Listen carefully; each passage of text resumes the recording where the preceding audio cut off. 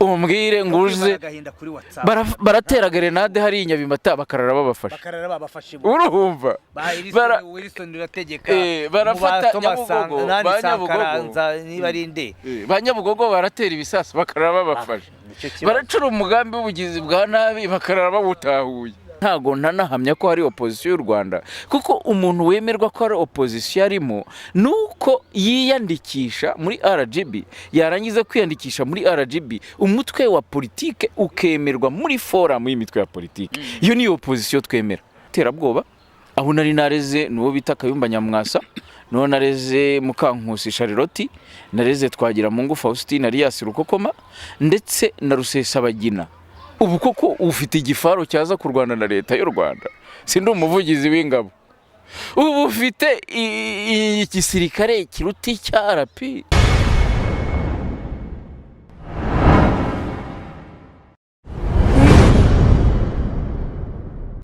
Nukuri mbona turabashuhuje turabaramutsa mukomere cyane aho muherereye hose abari mu Rwanda mu mujyi wa Kigali amajyaruguru amajyepfo iburengerazuba n'iburasirazuba turasuhuza abari mu bihugu bidukikije Uganda Tanzania Burundi Kongo babantu bumva ikinyarwanda b'umurenge ndabasuhuza cyane n'abantu bo mu misozi y'umurenge n'inshuti zacu zihoraho turasuhuza abari muri diaspora cyane cyane mu bihugu bya SADC Malawi Mozambique Zambia South Africa turasuhuza abari South Sudan turasuhuza abari muri Canada abari muri Australia muri Amerika Burayi mu Bubiligi pays Scandinave n'ahandi uyu munsi rero ni umunsi udasanzwe ko turi kumwe n'umushyitsi udasanzwe n'umushyitsi wenda unamenyerewe cyane mu itangazamakuru ryo mu Rwanda mu gutanga ibiganiro mu bintu binyuranye cyane politike filozofi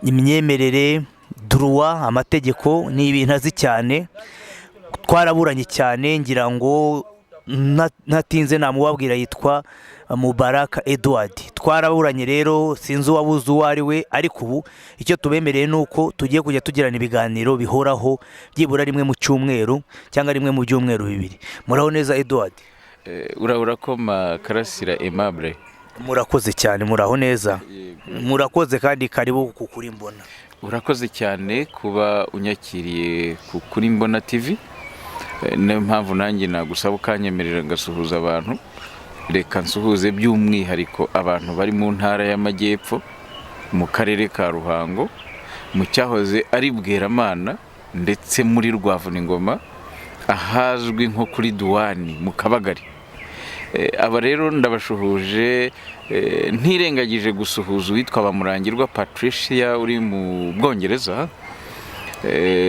uyu ni umubyeyi twubaha cyane ndetse na Ezira Mpyisi ahariho hose ndamuramukije hariya ndumva ni mu muryango wanyu rero nta kabura imvano niho ngira ngo wavanye ubusesenguzi bwimbitse filozofiya iyobokamana n'ibindi bigize reka wenda nanjye nsuhuza muri rusange nsuhuze aho nturuka ahantu bita muri Irwaniro ni mu karere ka Huye mu murenge wa Rwaniro mu kagari ka Mwendo mu mudugudu wa Rugerero aho niho data yavukaga ndagira ngo mbasuhuze namwe nifatanije namwe kano kanya rero hari inkuru imaze iminsi iri guhwihwiswa bavuga bati iwari Sawuli menya yarahindutse Paulo yewe n'ibitarashobotse byarabaye ni nko kubona hari ingurube mu musigiti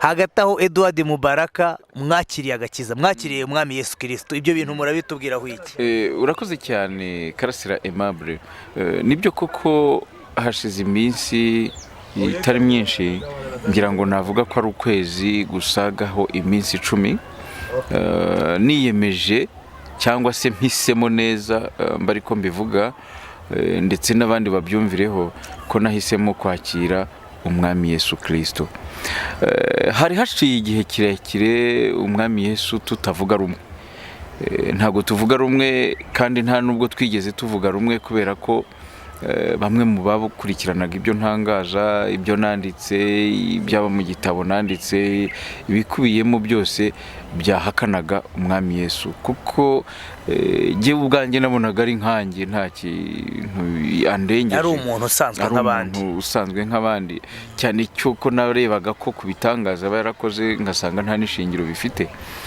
Bamwe bakavuga ko yapfiriye abantu kandi se abantu bakaba bagipfa, nkasanga nabyo nta kintu bivuze.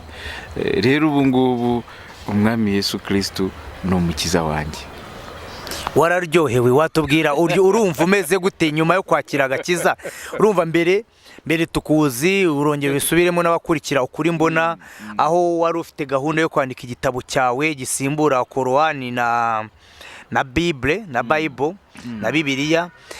Nyuma umuntu aporopoza uburyo mwasenga, twajya dusenga dawe uri mu ijuru, bitandukanye nuko byari bizwi mu bagatolika. Ariko hagati aho si no mu bagatolika ko dawe uri mu ijuru burya iri mu gitabo cya Bibiliya, nuko Yezu yigishije intumwa ze n'abandi bose uburyo bazajya basenga neza. Ndabara kano kanya nyuma yo kwakira agakiza, wumva umeze uteye ibyishimo, amva mutima zawe bitandukaniye he na mbere utari wakira agakiza? Ubu ndishimye cyane. Urakoze cyane Karasira Aimable kumbaza iki kibazo, ariko mbanze nsubira inyuma nko kuri dawe uri mu ijuru waruvuze, cyangwa se irindi sengesho umwami Yesu yigishije abantu. Ntago ndisoma, wenda ndagerageza kurivuga mu mutwe kuko riri mu gitabo cya Bibiliya, ndetse iki gitabo cya Bibiliya kikaba ari nacyo nari navuze ko nahindura, namara kugihindura aha abanyarwanda bakajya basoma igitabo ginanditse, kuko naracyanditse kirahari. Iki gitabo cyagombaga gusimbura Bibiliya na Korowani, ariko aho namaze kwakira umwami Yesu ubu ndagihagaritse. Wenda ntago nzi kuri bumbaza impamvu ngihagaritse, sina ngombwa ko uyu munsi aribwo turi bubivuge, kuko ingingo nkuru zikigize ni isenya umwami Yesu ndetse n'umwuka wera ndetse n'ubutatu butagatifu. Tugarutse rero inyuma, wagize uti nahinduye n'isengesho rya dawe uri mu ijuru. Nibyo kuko nabyo narabikoze, ariko dushingire ku isengesho riri muri Bibiliya yera. Riravuga ngo, ntago mbisoma munyihanganire, wenda amakosa mwaza kunyihanganira, kuko Bibiliya ndi mu bagerageje kuyisesengura. Riravuga ngo, data wa twese uri mu ijuru, ubwami bwawe buze. Nuko nguko rihangaye ritangiye. Data wa twese uri mu ijuru, ubwami bwawe buze. Aho niho iryo sengesho riri. Noneho muri Bibiliya ntagatifu iravuga ngo, dawe uri mu ijuru, izina ryawe ryubahwe. Urumva? Noneho na hariya bahangara muri Bibiliya yera baravuga ngo, data wa twese uri mu ijuru, izina ryawe ryubahwe, ubwami bwawe buze, ibyo ushaka bikorwe munsi nk'uko bikorwa mu ijuru. Yego rwose. Uduhe ibyo kurya ABCD uko rigenda rikurikirana. Iri sengesho rero naritura buri muntu wese ukurikiye igitangazamakuru cy'ukuri mbona. Nibyo kabisa. Dawe uri mu ijuru, navuga yuko iri sengesho naryo naritura umuntu wese ukurikiye ikinyamakuru ukuri mbona. Mpamya neza ko maze kwakira umwami Yesu muri uku kwezi n'iminsi irenga, nishimye cyane kuko nari narasimbuje data wa twese uri mu ijuru. Data wa twese uri mu ijuru, izina ryawe ryubahwe, ubwami bwawe buze, ibyo ushaka bikorwe munsi nk'uko bikorwa mu ijuru. Uduhe ibyo kurya uduharire ibyaha byacu ngo natwe twabahariye ababitubereyemo. Uduhe ibyo kurya by'uyu munsi nk'uko nawe ABCD babikomeza ababikurikiye, kuko iri sengesho ntago ndisoma, ntago ndi mu kurisoma, sinange warihimbye. Nange rero naravuze ngo, mana ya data, mana ya mama, mana ya sogokuru, mana ya sogokuruza, mana y'u Rwanda.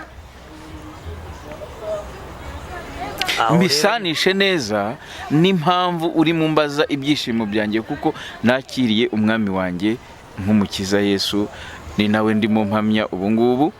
Nanasuhuza abantu bose bakurikiye ukuri mbona, mvuga nti Yesu ashimwe. Ngizi ntacyo ndazibahaye, kandi imbaraga z'umwami Yesu zirimo ziragendagenda muri mwebwe. Ibitangaza bya Yesu yakoze kera n'ubu aracyabikora, niyo mpamvu yahinduye Mubaraka kuba ndimo mpamya imirimo n'imikorere n'ibitangaza akora. Use twizere ko nkangiye nka Karasira w'umwemera gato wigeze kubanza nkiga mu iseminari, ubundi nyuma nkasa nk'ugwa nzongera koko nkakira agakiza nkajya muri Yesu Kristo. Karasira biroroshye wowe nta nubwo ugoye. Ubundi ni gihe wari ugoranye. Ni gihe wari ugoranye Karasira ntaba nawe wize mu iseminari. Ndetse wize n'iby'iyobokamana. Kugira ngo uzabe umugabura w'ibyiza mu kiliziya. Sibyo? Nanjye nize teoloji. Mu byo nize teoloji irimo. Ngewe nize filozofi, nize politike mpuzamahanga, nize amategeko, nize itangazamakuru, gutara no gutangaza amakuru. Ariko ibyo byose n'ibyo wowe wize, Yesu iyo yakugezemo, umwami Yesu iyo yakugezemo, oya ndumva uri kuvibra kabisa, umwuka wakugezemo kabisa. Eduard, umwuka ndumva iyo umwami Yesu yakugezemo, imiryango irafunga. Karasira, bya bintu wibwiraga ko bidashoboka birashoboka. Bwa bwonko bwawe wavugaga ko nka professor tuzi wigisha ICT, yego ICT itangira kumera nk'ibitangaza, kuko Yesu yagiye yakora ibitangaza bitandukanye. Wenda undi munsi dushobora kuzabivuga. Ase iyo tuvuga Yesu nk'umwami, mbere wakundaga kugendera cyane ku mvugo nk'iriya mana data, mana cyangwa iki, ariko bikaza ku mana ya gakondo. Wemeraga gakondo. Unigiki none so Yesu twemera nuriya wo muri Yerusalemu umuyahudi niwe twemera, cyangwa n'undi mu Yesu wenda? Yesu se wemera ni Imana cyangwa si Imana? Abantu bagiye basobanura inshuro nyinshi Yesu, cyangwa se bagasobanura Yesu, harimo bamwe bavuga ko ari Isa, Nabi Isa. Yes. Noneho abandi bakavuga ngo ni Yesu Kristo, cyangwa se abandi bati ni Yesu Kristo. Biterwa nuko bisoma, bimwe biri mu Kigiriki, ibindi buri mu Giheburayo, ibindi buri mu Cyarabu. Niyo mpamvu twebwe tureba tukavuga tuti, ese koko Yesu batubwiye uwo ni we?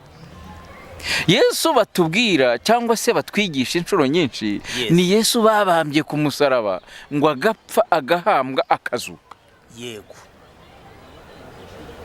Ari nawe ukora ibitangaza. Ni nawe wemera kandi.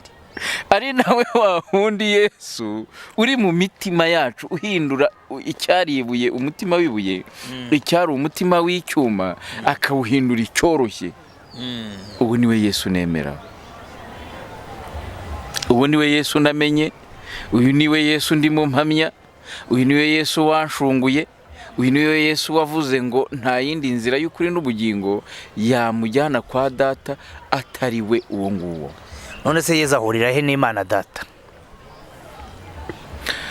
Yesu ndaza kumutandukanya n'Imana. Bamwe bavuga ko Yesu ari Imana, abandi bakavuga ko Yesu ari umwana w'Imana, abandi bakavuga ko Yesu yigize umuntu. Iyo filozofi wenda nubwo ntanayisobanura none nubwo narimvuze ngo ndayivugaho, reka tube tuyiretseho gato, tubanze tuvuge ibyishimo jewe nakuye kuri Yesu mu kwakira agakiza, wenda hatoya hataza kugira n'uwo byagusha. Ndabiza ko ro byagusha utanabisobanuye neza, kandi nkeka yuko nyuma yo kwakira agakiza ni hashize ukwezi n'iminsi 10. Bivuga yuko utari waba umuhanga muri ibyo. Nari umuhanga muri ibyo kuko aya madini yose jewe nayanyuzemo. Ndetse na teoloji nize, na teoloji jewe nize iraganisha kuri Kristo Yesu, ndetse nize n'iby'idini ya Islam, byombi narabyize. Noneho twamara kuvuga yuko ibyo bintu byose mbihuje, nakoze n'ubushakashatsi bwimbitse n'ubusesenguzi busesengura Bibiliya, igitabo bavuga ko ari Bibiliya yera cyangwa se Bibiliya ntagatifu. Ibyo byose nabikoreyeho ubushakashatsi. Ariko ubu nonaha ninza kumena nkavuga nti ibi ngibi byari bimeze bitya, hari uwo byagusha. Reka tureke kugusha abantu, ahubwo tubareme umutima, tubereke ibyiza ari byo nanjye namenye, ari byo nanjye nagarutsemo, kugira ngo Imana ihabwe umugisha, kugira ngo Imana ihe umugisha abagomba guhabwa umugisha. Narimvuze ngo Imana ihabwe umugisha kuko Imana ntago yahabwa umugisha kandi ari yo iwutanga. None aha rero Karasira Aimable, ndi icyaremwe gishya. Okay, ndabikunze cyane, ariko hari ikintu muri Bibiliya kijya kivugwa, ikintu kibi ikintu cyatumye Sodoma na Gomora birimbuka. kandi icyo kintu muri iyi minsi nacyo uri kugikomozaho, ibintu bitumariye urubyiruko, bitumariye abantu bari guta umuco. Watubwira iki ku kintu cy'ubutinganyi? reka wenda ngufashe, mfate mikoro nyifatire hasi, unigire no hirya urasanga nabirangije. Karasira aragira atya akabaza atese ikitwa ubutinganyi. Mwabana b'Imana mwe, mwaremwe mu gitaka, ndetse mwamara kuremwa mu gitaka mugahumekerwamo umwuka uyu nguyu duhumeka. Iyi ni Imana yabikoze, ariyo rurema. Ni Imana yavuze ngo igiye kurema umuntu. Umuntu iyo tumuvuga tuba tuvuga Adamu. Adamu bikomoka kuri Adama. Adama bivuga igitaka. Noneho Imana imaze kubona yuko umuntu Adamu ari we w'umugabo imuremye, isanga adakwiriye kubaho wenyine. Ahangaha niho dushobora kuvuga niba Adama bisobanura igitaka, Adamu bigasobanura umuntu, turaza gusanga neza hagati y'igitaka n'umuntu bifitanye isano. Tumaze gusanga rero ko Adamu, umuntu, igitaka bifitanye isano, niwo munsi Imana yavuze yuko idashobora kureka ko Adamu abaho wenyine. Yaje kumuremera umufasha, cyangwa se yaje kumuremera umugore. Reka tubijyane n'itegeko nshinga ry'u Rwanda, cyangwa se constitution ya leta y'ubumwe bw'abanyarwanda, aho itegeko ryemeza ko umugore ari umugore atari umufasha, aho umugabo yitwa umugabo atari umutware. Ababikurikirana barabyumva neza. Adama rero ni igitaka, Adamu ni umuntu, yamuremeye umugore. Umugore bisobanura cyangwa se nyina w'abantu, cyangwa se nyiramuntu, Eva mu rurimi rw'Igiheburayo. Eva nicyo bisobanura. Noneho Imana ibona ko Adama bikomoka kuri Adamu, Adamu bikomoka kuri Adama bivuga igitaka, Adamu bivuga umuntu. Iravuga ngo reka mushakire Eva bivuga nyiramuntu, nyiramuzima, cyangwa se nyina w'abantu. Ubwo ndabizanye mu Giheburayo n'Ikinyarwanda. Noneho nyina w'abantu ari we Adamu, ari we Eva, mumbabarire, ari we Eva, niwe dukomokaho twese, ndetse na Adamu nibo dukomokaho twese. Abo nibo basokuruza ba kera cyane. Abo nibo batubyara. Noneho urambajeje uti ubutinganyi, gutingana ni iki? Ni iki bishatse gusobanura? Gutingana mu rurimi rw'Icyongereza iyo ari abagabo baba bitwa homosexuality. Abo ni abatinganyi bakora imibonano mpuzabitsina b'abagabo bahujije igitsina gabo. Gutingana mu kigore, uwitwa umugore mu rurimi rw'Icyongereza bamwita lesbians. Abo ni abagore ku mugore, cyangwa se abagore gore bakora imibonano mpuzabitsina bahuje igitsina gore. Mu rurimi rw'Ikigande babivuga neza ngo ni okuriye bisiyaga. Gutingana. Ibi bintu ni ibintu Allah subhanahu wa ta'ala, ababyumva mu rurimi rw'Icyarabu, ni ibintu yahwedulho hakna mu rurimi rw'Iheburayo, ni ibintu katonda mu rurimi rw'Ikigande, ni ibintu rurema. Nyagasani Imana y'u Rwanda, cyangwa se Imana y'u Rwanda rurema, waremye ijuru n'isi, yanga urunuka. Ari nabyo byagize ingaruka kuri Sodomu na Gomora. Sodomu na Gomora ho waruhakomoje ushaka gusobanura neza, reka mbabwire mwebwe mukurikiye iki kiganiro kuri mbona, Sodomu na Gomora nta nabwo ari aho ngaho byatangiriye. Sodomu na Gomora batangiye batizanye. Sodomu ni agace kamwe, Gomora ni akandi gace kamwe. Reka mbihuriranye na Remera na Migina. Remera mu Migina murahazi abakurikiye ukuri mbona, ndetse na Sodomu Igikondo. umuntu ushaka kumenya indaya ya mbere ahantu ayikura ni Sodomo, Igikondo. Umuntu ushaka kumenya indaya ya mbere ayisanga mu Migina, i Remera. Ni uduce tubiri, ni Gikondo na Remera. I Remera biri mu karere ka Gasabo, naho Sodomo iri muri Kicukiro. Noneho dufate hagati umupaka tushyire Rwandex, aba bantu ahantu babaga ni ukuvuga ngo baratizanyaga. Isodomo na Gomora ni ukuvuga ngo dufashe Sodomo ni hariya Igikondo, naho Gomora tuyigize mu Migina.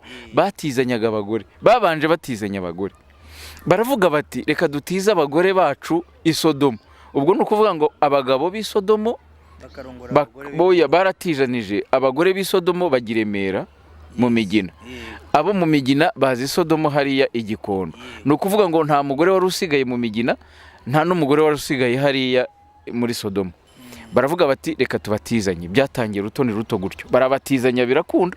Icya kabiri, undi munsi baravuga bati noneho abagore twishimishije nabo, reka tubihorere two kwishimisha n'abagore. Baravuga bati reka ihene zacu, imbuzi ihene izahana Sodomo tuzahure zijye i Gomora. Baravuga bati izo hene nazo tugiye kuzitizanya, nazo barazitizanyije. Noneho abagabo b'Isodomo barongura ihene zivuye i Gomora. Birarangira, baravuga bati reka dutizanye n'intama. Iby'intama birarangira, baravuga bati nanone nitumara gutizanya abagore b'Isodomo n'intama, urabyumva, ibyo nabyo babivaho. Baravuga bati reka noneho dutizanye n'abagabo. Noneho batangira gutingana bose, abagore bagisodomo ari abagore gusa n'abagabo bagisodomo, kugera naho bubahutse bashaka gusambanya ku gahato abamarayika. Iyo niyo nkuru y'Isodomo. Bamwe bajya bababeshya ngo umuriro waturutse hejuru ubundi uturuka hasi urabatwa. Oya, ntago ari byo, ntibakazababeshye. Ahubwo Imana yabonye ari ibintu bibi bikomeye, ibibishye cyane. Noneho wa munezero bari barimo w'Isodomo n'i Gomora, baramanutse muri uwo munezero gato, bagenda barigita buhoro buhoro ku bubasha bw'Imana rurema arasubuhani wa ta'ala yahwedu ruhuhi hakina, cyangwa se Gatonda, cyangwa se rurema yaremye ijuru n'isi, yaremye nanjye Mubaraka na Karasira Emmanuel. Barangije Imana Karasira Emmanuel partout, Imana irenza ubutaka, nani irenzaho amazi, barashwetse irenzaho inyanja, irenzaho amazi, baragenda.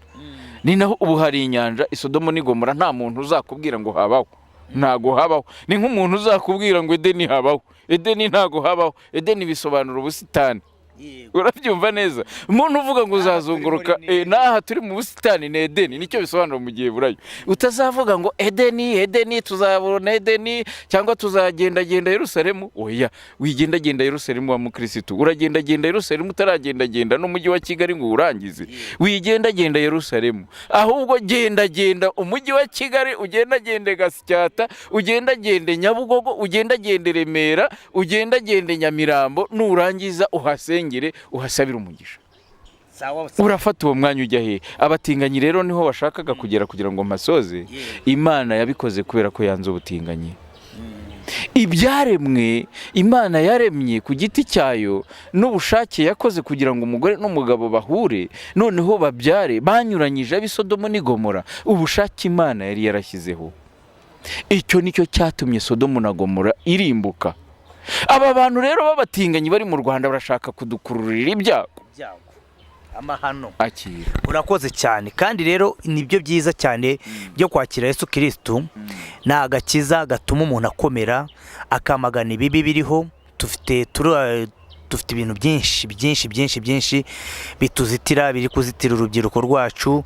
Uretse n'ubutinganyi, hari ikoreshwa ry'ibiyobyabwenge, hari uburaya, ibintu nk'ibyo birakabije. Ariko ibyo ngibyo nkeka dukoresheje agakiza ka Yesu Kristo tuzabigeraho. Ariko se nk'umuntu w'umushakashatsi wanonoseye iyobokamana, kureba gukunda igihugu, ni gute umuntu yasanisha gukunda igihugu no kwakira agakiza? Karasira, uvuze ibintu byiza cyane. Iyo uvuze gukunda igihugu, uri umwe mu ba mbere Karasira batanga umusanzu ukomeye cyane mu kubaka igihugu cyawe. Imana yagize itya iravuga ngo mbahaye igihugu, mbahaye isi kugira ngo mugenzure ibiriho byose ku isi. Nawe wagenzura ibiri hano ku isi byose Karasira Aimable Professor Tuzi w'umuayiti. Noneho gukunda igihugu tukabisanisha no kwemera no gukunda Imana no gukunda agakiza cyangwa se no gukizwa no kwemera umwami Yesu Kristo. Ntago wakwemera umwami Yesu Kristo utemeye igihugu. Igihugu nicyo cya mbere kuko umwami Yesu kugira ngo abeho yabayeho kubw'ibihugu byose. Ntago yabayeho kubw'igihugu kimwe, yabayeho kubw'ibihugu byose. Noneho Yesu Kristo abantu bamwe bajya bavuga bati ni empire ye cyangwa se bavuga empire ye ntabwo izahanguka. Mumbabarire kuba navuze ngo ni empire cyangwa se mbivuge ngo ingoma ye. Nituvuga ingoma tuzaba dusa nkaho twajya kuvuga Karinga, ariko Karinga ntayo dufite. Aho niho u Rwanda rupfira kuba tutakigira Karinga. Kuri wowe ubwami bwagaruka noneho turavuga ngo umwami Yesu n'impaya ye ntagihanguka. Ntago tuje muri demokarasi na republican, ntago tuje gushaka ubwigenge, ntago tuje guharanira, nta nubwo tuzanye ibifaru ngo turase, ariko turarasira mu mitima yacu. Wa muntu uzi yuko ugiye gufata intwaro ngo uje kurwana, nta bushobozi ufite ubuhe bushobozi bwo kurwana n'umwuka? Ufite ubuhe bushobozi bwo kurwana n'ibitagaragara, ahubwo bigaragarira mu myemerere no mu myumvire, ariyo philosophy.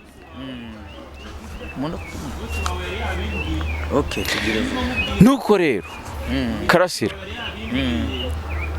gukunda igihugu ni inshingano z'umunyarwanda, ni inshingano z'umwenegihugu muri buri gihugu arimo.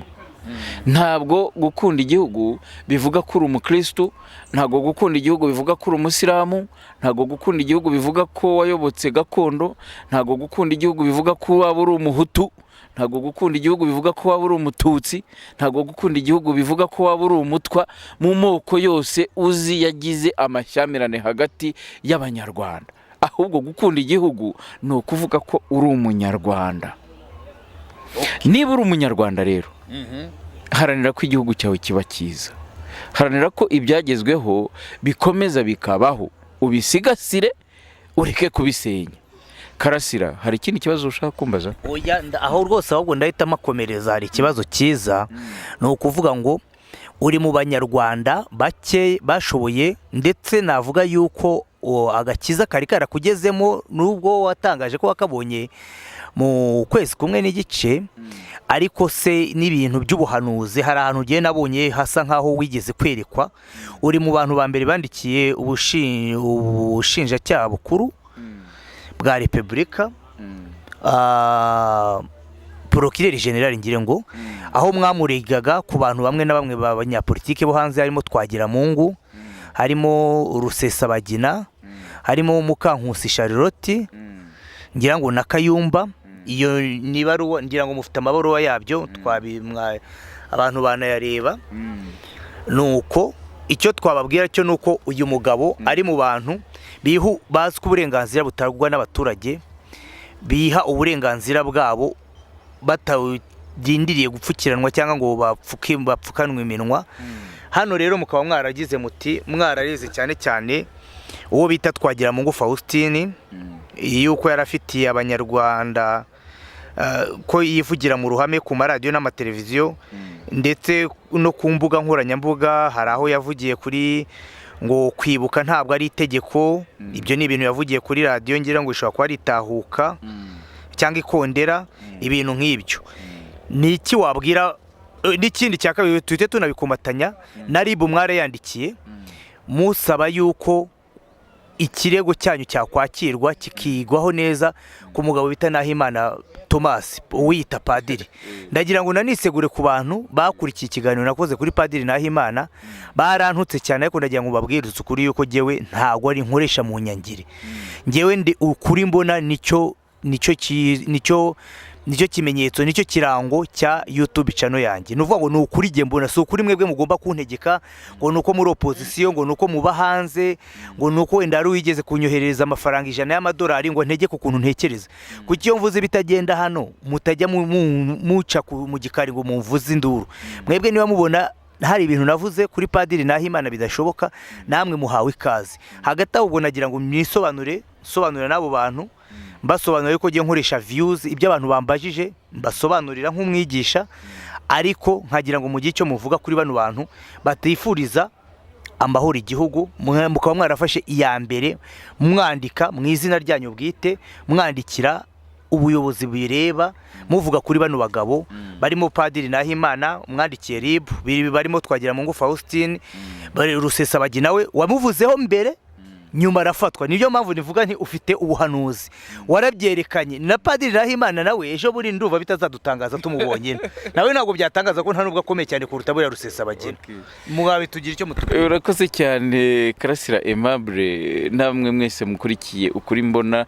Nongere mbibutse ko ari Edward Mubaraka. Nanone nakubwira ngo niba ushaka kugira ngo byibura ugire icyo wambaza unyuze mu gikari, niba umuyobozi w'ukuri mbona yakwemera ko natanga telefone, ni 0788 352 cyangwa se akamenyetso ko guteranya 250 788 aho waba uri hose mu gihugu icyo ari cyo cyose, umpamagare cyangwa se unyandikire kuri WhatsApp nkubwire kukuri mbona. Yewe rero ntago nzarya indimi mu byo mvuga. Kugira ngo rero noneho mwebwe mubimenye kukuri mbona, jewe kuri iyi channel ya Karasira Aimable y'ukuri mbona, jewe ntago mbona ko niba ku itariki ya mbere y'ukwezi kw'ibihumbi 2021 Mubaraka Edward nzapfa. Icyo ni kimwe. Niba ku itariki ya mbere y'ukwezi kwa mbere 2021 aribwo nzapfa, nta muntu uzabibangutsa bigire ku itariki ya 25 y'ukwezi kwa 12. Ntago bishoboka, ntawe uzabibangutsa. Nanone kandi niba nzapfa ku itariki ya mbere y'ukwezi kwa mbere 2021, ntabwo uyu mwaka azawusubika ngo bigende bibe ku itariki ya mbere y'ukwezi kwa kabiri. Kankunganire gato yajya mbivuga, hari akantu ndavuga ngo tiene pour être pandi jamais ne sera noyé. Umuntu wavukiye kubambwa nta na rimwe ashobora kuruhama, niyo wamuruhamisha gute? Byaravukiye kubambwa, ubwo no kubambwa mwakomeza karagaciye mpaka uwabambwe. Urupfu azapfa n'urwo ngurwo. Niba ari ukumuniga, niba ari ukumuhonda inyundo mu mutwe, niba ari ukumubamba, niba ziyahura muri Nyabarongo nahazajya. Niyo mpamvu rero mbanje kubivuga kukuri mbona yuko giye ibyo mvuga mbivuga mbizi neza ko mbivuga uwo bizarakaza bizamurakaze, uwo bizashimisha bizamushimishe, kandi n'uzampiga ntago azabishobora, ntago byakunda. Rero nagira ngo nsubize ikibazo yabajije Karasira Aimable. Arabajije ati nsa nkaho nerekwa. Nibyo koko ku itariki ya 4 z'ukwezi kwa 9 2019, itariki ya 4 z'ukwezi kwa 9 2019 nibwo nareze Bwana Twagiramungu Faustin ndetse na bagenzi be murega biriya bikorwa bibi by'iterabwoba. Ubwo namuregaga nagiye kubona mbona koko Rusesabagina arafashwe. Nabaregaga ibikorwa by'iterabwoba, aho nari nareze nuwo bita Kayumba Nyamwasa, no nareze Mukankusi Charlotte, nareze Twagiramungu Faustin Alias Rukokoma ndetse na Rusesabagina. Ejo bundi ngiye kubona mbona Rusesabagina arafashwe. Ndanishima, ndanezerwa. Iyo nkuru nayitanze ku gihe.com. Murakoze cyane. Iyo nkuru muzayisanga kuri YouTube channel y'igihe.com. Sinabaha reference y'umunsi bayifatiye, ariko bishaka azagenda birebe, ndetse azagenda kuri na GB Rwanda azabibona. Izo ni channel zitandukanye, ibyo byose azabibona. Ariko ku buhanuzi waruvuze, jewe icyo gihe ntago nari nakamenya ko mfite ubuhanuzi. Nari narabimenye. Ubwo uri murabizura kubera yuko nabivuze nkanjye Mubaraka mu mitekerereze yanjye Mubaraka, cyangwa Yesu akagenda yoye. Ibyo nabivuze mu mitekerereze yanjye, ntari namenya yuko umwami Yesu nanjye yampaye iyo mpano. Ibyo narabivuze koko, ndetse ubutabera burimo burakora akazi kabwo kuri Paul Rusesabagina mu buryo byanshimishije, nanatangaza ko nizeye ntashidikanya ko ubutabera bw'u Rwanda buzakora neza n'abandi bakazafatwa. Nibyo kabisa.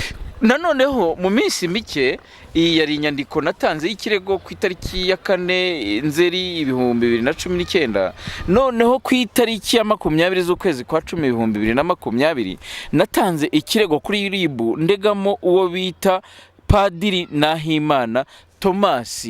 Ni ukuvuga ngo yiyita, ntabwo ari padiri. ntago ari padiri. Kwiyita nabyo ni icyaha gihanwa n'amategeko. Kwiyitirira umwuga udakora, kwiyitirira icyo utari cyo.